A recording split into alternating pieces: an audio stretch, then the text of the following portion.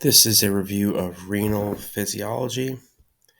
The first thing we'll talk about is the basic anatomy of the kidney, the blood flow to the kidney, as well as the flow of filtrate away from the kidney.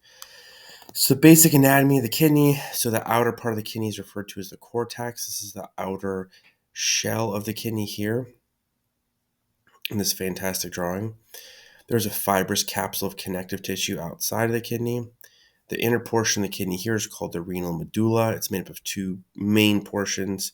The renal pyramids are the triangular structures that look kind of like pyramids, and the spaces between them are called the renal columns.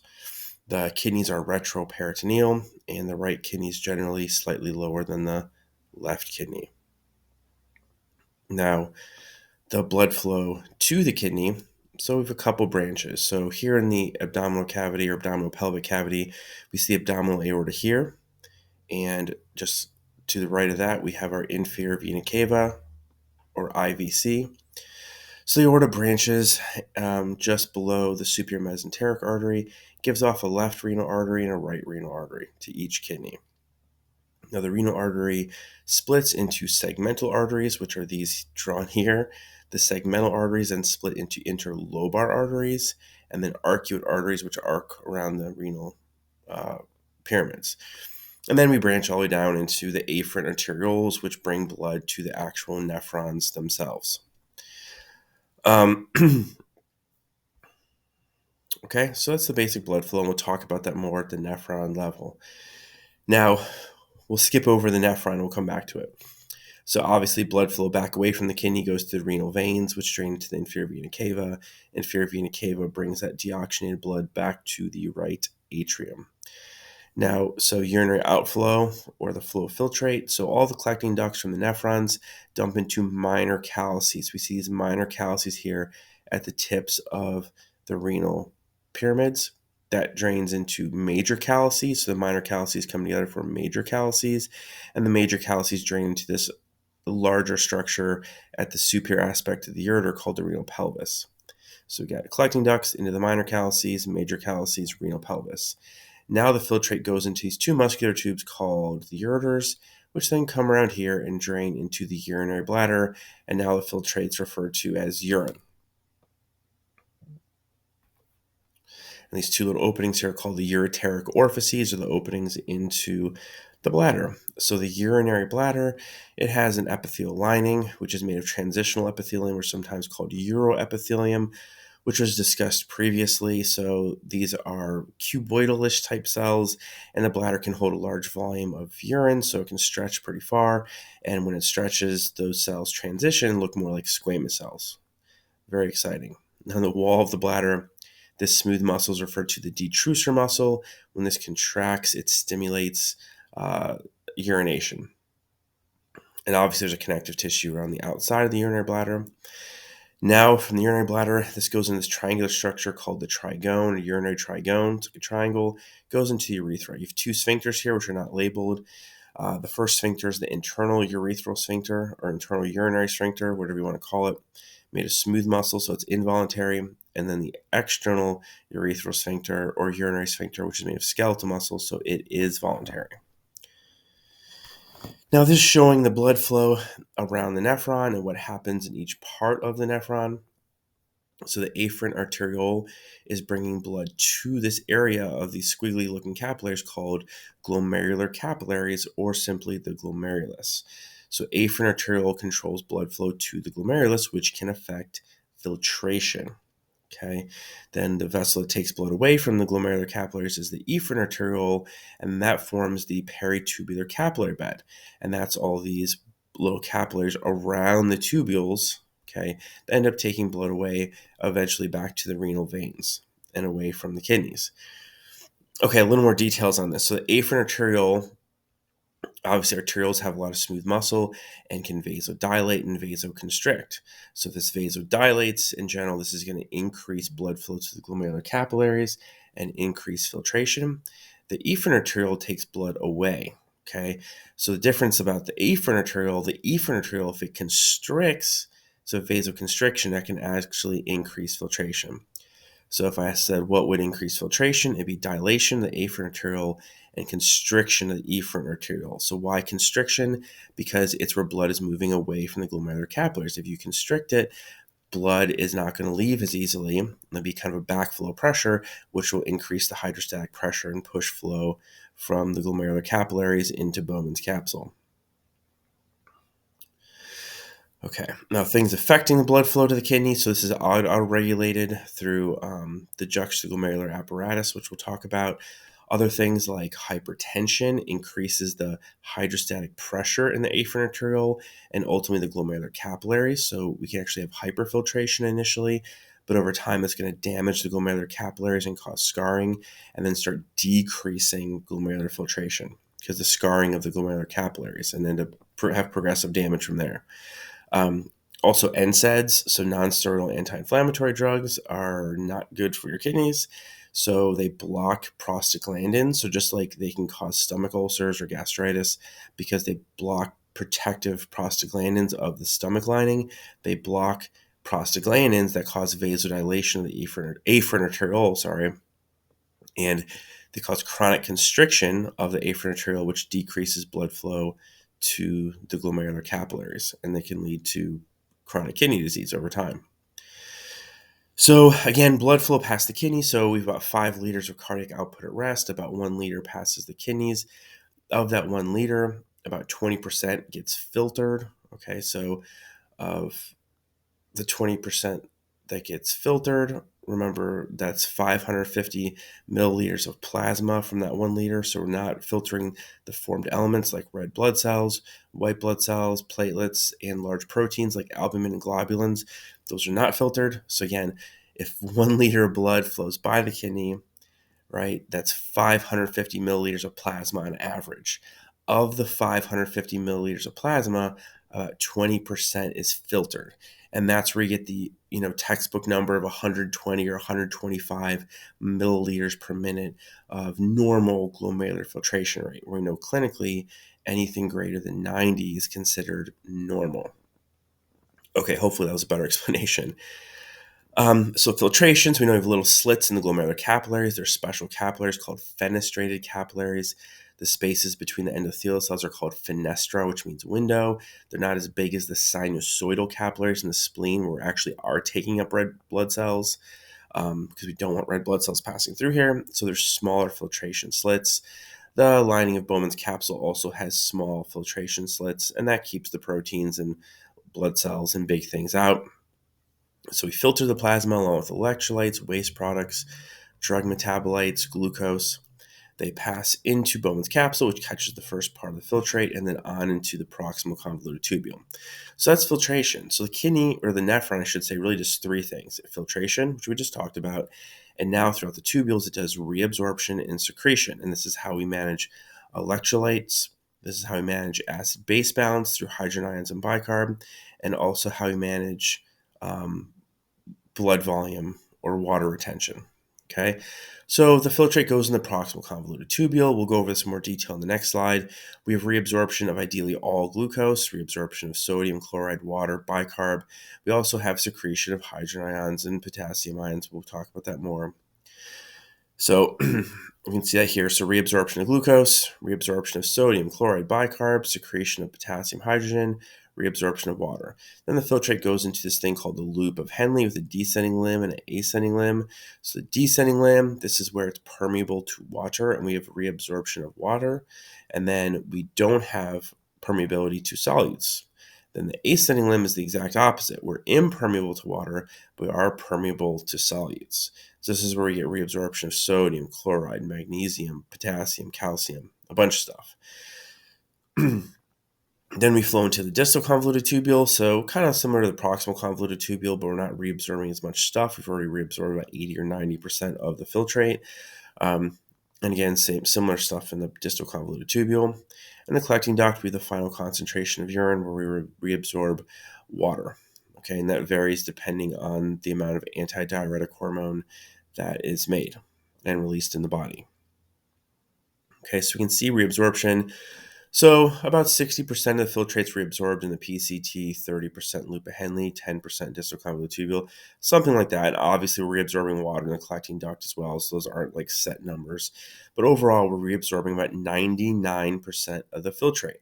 So if we're filtering like 170 liters of fluid a day, well, we're not peeing out 170 liters of fluid, we would be dead.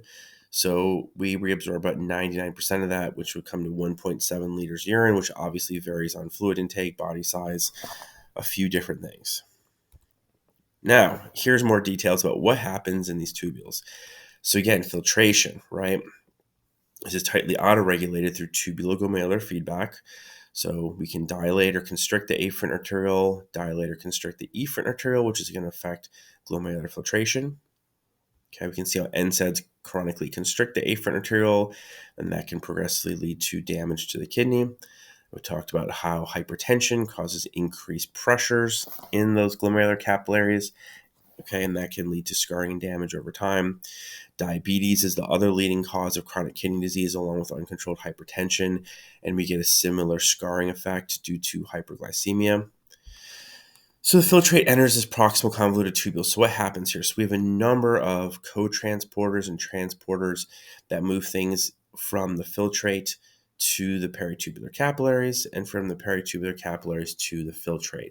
So we have to understand two words, reabsorption and secretion. So if we go back here, wrong way.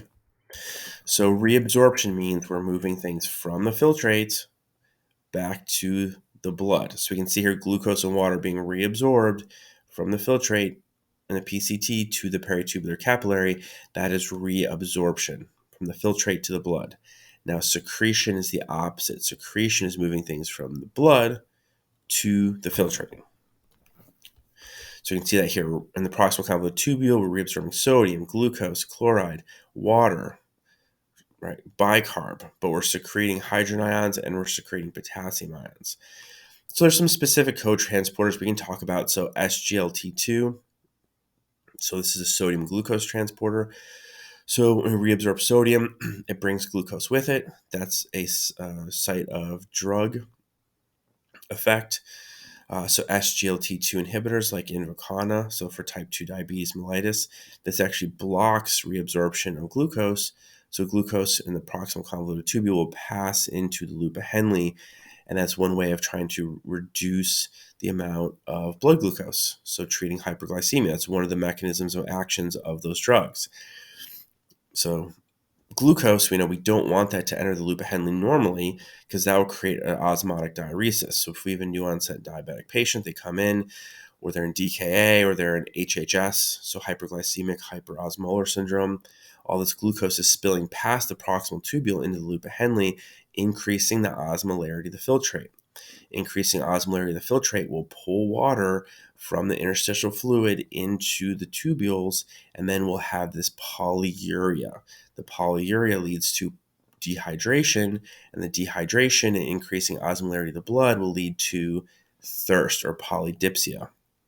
So if you want to understand how diabetic patients end up having polyuria, dehydration, and polydipsia, well, it's because all the glucose should be reabsorbed here in the PCT. If it's not, it passes into the loop of Henle, increases the osmolarity of the filtrate, pulling water with it, causing this fancy word, an osmotic diuresis. So diuresis like diuretic. Okay, so another transporter, we have sodium hydrogen transporter or co-transporter. We reabsorb sodium and then secrete hydrogen. It's another one. So loop of Henle, again, descending limb, we're reabsorbing water, impermeable to solutes. Ascending limb, we're impermeable to water, impermeable to solutes. So we have lots of reabsorption here of, you can see magnesium, calcium, chloride, potassium, sodium. So this is another site of drug effect. So loop diuretics like Lasix, furosemide. So this blocks a transporter called the NKCC transporter, which reabsorbs 1 sodium, 1 potassium, and 2 chloride.